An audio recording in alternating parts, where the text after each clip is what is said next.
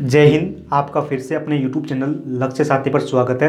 आज हम इसके अंदर देखेंगे कि मालवा, जो कि मध्य प्रदेश के अंदर है, मालवा ताम्रपाषाणकालीन संस्कृति, इसके बारे में देखेंगे कि यह संस्कृति क्या थी, इसका उत्थान कहाँ हुआ, कैसे हुआ, यहाँ पर इतिहासकारों को कौन कौन से अवशेष मिले, कैसे वो अवशेष मिले, उनके आधार पर इतिहासकारों ने क्या क्या जानकारी हमको दी। जैसे कि यहाँ पर फसल, जो कि मालवा का पठार है, जो मालवा ताम्रपाषाण काल संस्कृति, यहाँ पर फसल कौन कौन सी की जाती थी, यहाँ से हमारे इतिहासकारों को साक्ष्य मिले।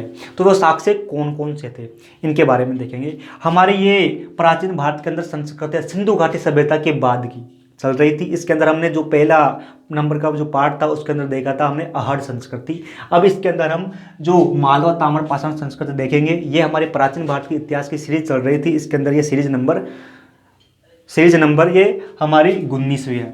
अब देखते हैं कि मालवा अब मध्य प्रदेश के अंदर एक पठार है, मध्य प्रदेश के मध्य के अंदर एक पठार है। उस पठार को जानते हैं मालवा का पठार। अब उस पठार पर ताम्रपाषाण काल आया तो वहाँ पर एक संस्कृति का उत्थान हुआ, या कहें कि संस्कृति का विकास हुआ।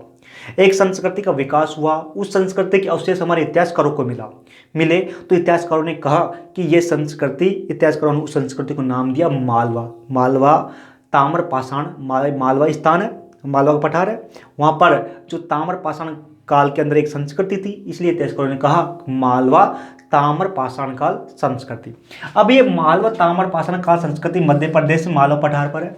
अब ये जो मालवा संस्कृति है ना, या जो मालवा का पठार है मध्य प्रदेश के अंदर, वहाँ पर कुछ स्थान है, जैसे कि कायल एक स्थान है, कायल, एरान, नारादी, नवदा तोली, ये कुछ स्थान है।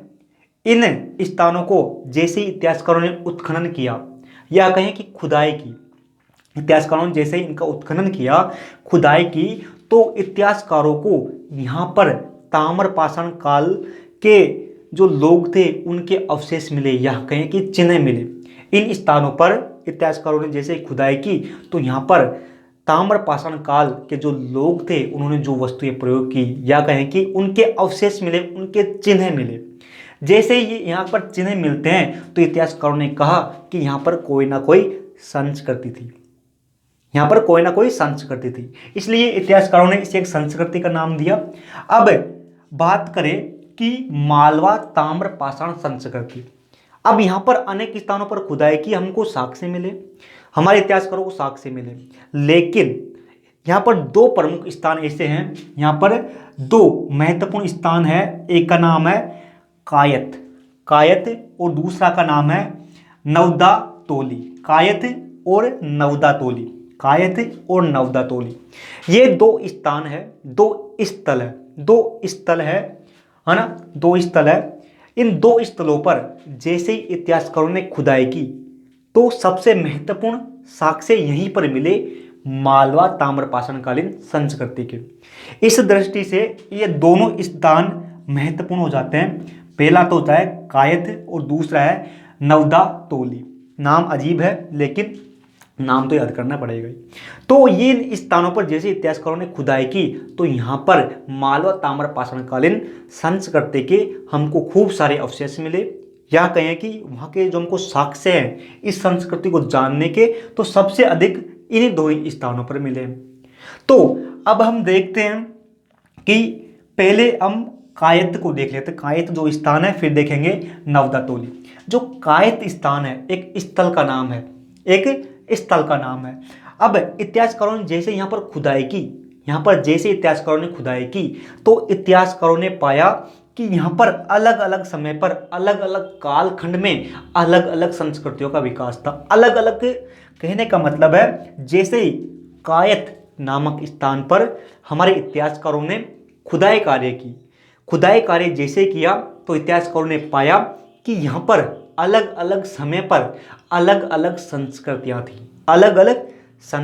थी।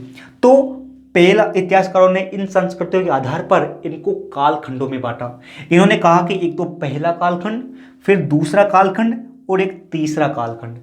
अब जो पहला कालखंड है ना, जैसे ये सबसे नीचे था, या कहें कि सबसे प्राचीन वाला समय था। अब ये समय था ना पहला कालखंड, ये पहला कालखंड 2200 ईस्वी पूर्व, 2200 ईस्वी पूर्व से लेकर 2000 ईस्वी पूर्व तक था। 2200 ईस्वी पूर्व तक लेकर 2000 ईस्वी पूर्व तक था। यानी कि हम कह सकते हैं कि सिंधु घाटी का जब विकास हुआ, जब विकास की अवस्था पर थी सिंधु घाटी सभ्यता, ये उस समय, उस लगभग उस समय की ये बात है। तो पहला कालखंड बहुत प्राचीन समय, जैसे सिंधु घाटी सभ्यता के आसपास का। अब जैसे ही इतिहासकार इस पहले कालखंड की मिलता है, पहला कालखंड जो कि सबसे प्राचीन है, इतिहासकार इसे, इस कालखंड को एक संस्कृति का नाम देते हैं कि जो पहले कालखंड में जो संस्कृति थी, जो पहले कालखंड में संस्कृति थी, उस संस्कृति का इतिहासकारों ने नाम दिया, वो नाम था कायत संस्कृति। क्योंकि कायत स्थान पर वो पनपी थी, आज के कायक स्थान पर वो जो पहले जो संस्कृति थी वो वहां पर पनपी थी।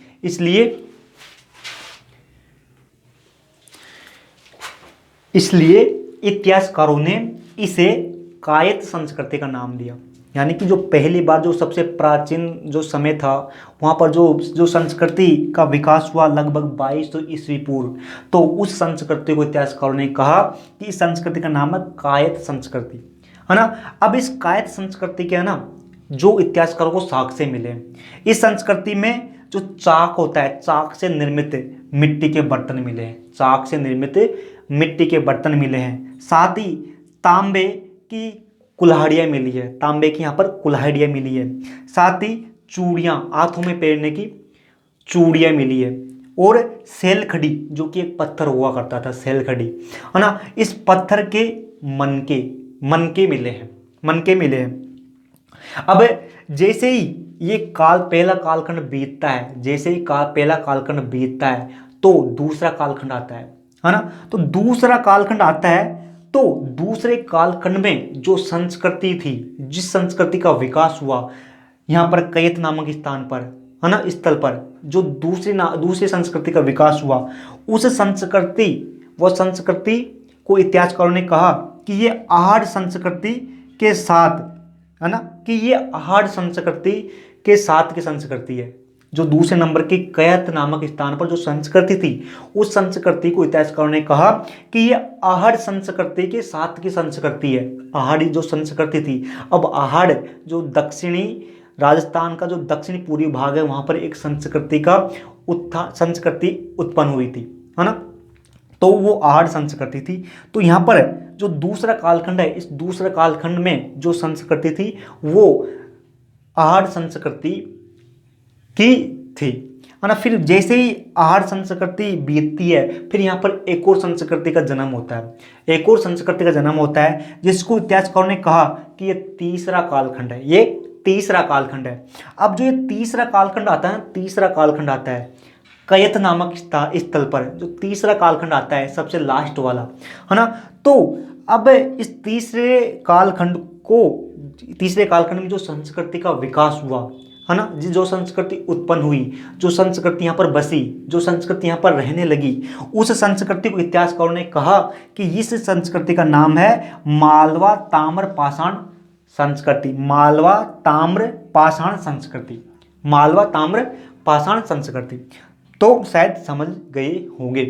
अब हम देखें कि हमने कहा कि एक और स्थान था जिसका नाम है नवदा तोली, नवदा तोली।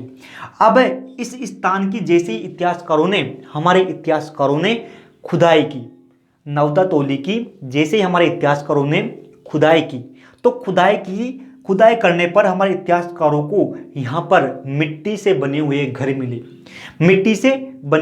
मिले, साथ ही कुछ घर ऐसे भी हमको मिले हमारे इतिहासकारों को जो बांस से बनाए गए थे, जो घर बांस का प्रयोग करके बनाए गए थे। नवदा तोली पर खुदाई की तो मिट्टी और बांस के हमको घर मिले।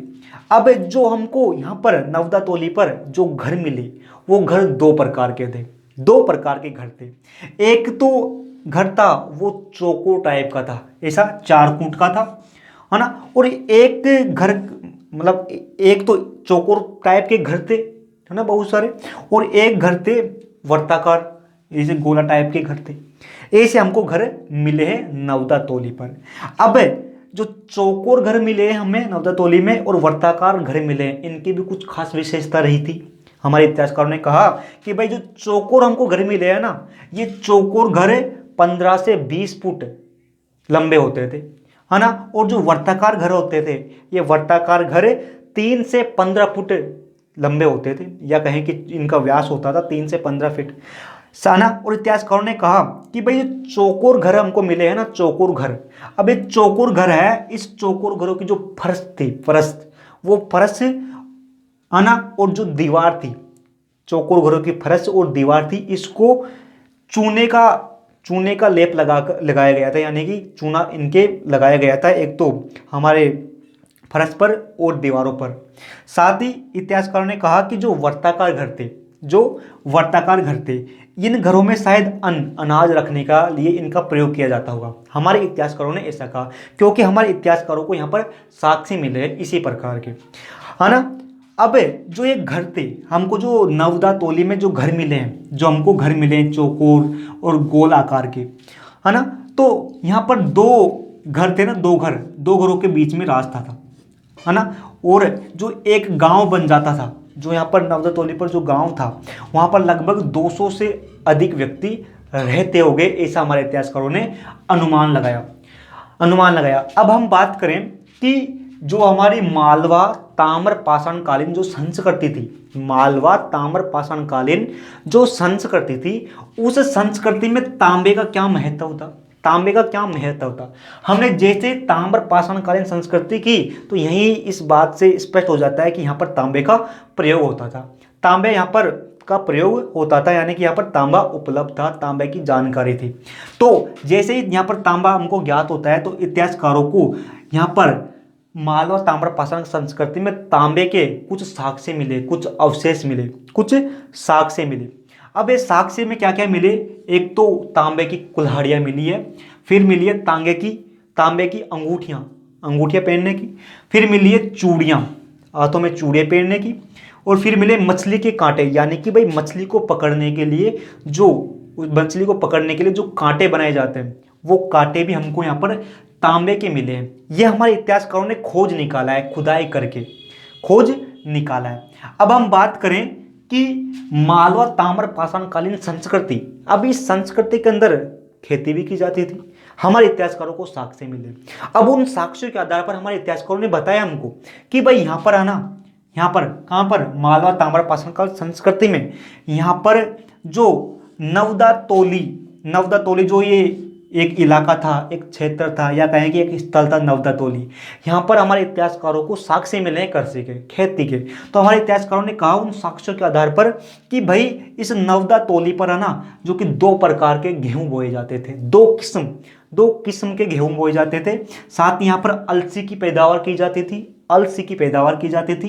मसूर की पैदावार की जाती थी, जो काला चना होता है, काला चना, उसकी पैदावार की जाती थी, हरा चना, हरी मटर और चावल, इनकी पैदावार की जाती थी। हमारे इतिहासकारों ने साक्ष्यों के आधार पर कहा, ये चीज़ हमने जो बताई वो साक्ष्यों के आधार पर थी, क्योंकि हम जो यहाँ पर बता रहे हैं एक ऑथेंटिक चीज़ है, जो कि केंद्र सरकार भी मानती है।